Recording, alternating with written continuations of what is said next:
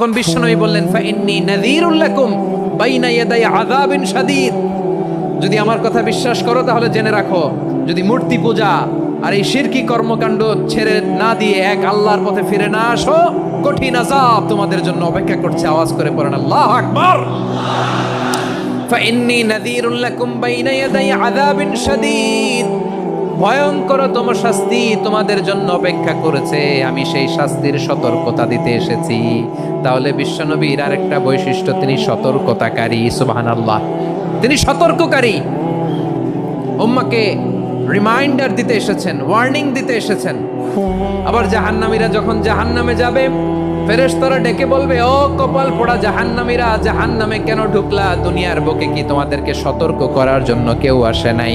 কুল্লামা উলকিয়া ফিহা ফাউজুন সাআলাহুম খাজানাতুহা আলাম ইয়াতিকুম নাযীর। সুবহানাল্লাহ পড়েন, আলাম ইয়াতিকুম নাযীর। কোন সতর্ককারী আসে নাই? বিশ্বনবী নাযীর হয়ে, সতর্ককারী হয়ে পৃথিবীতে আসলেন।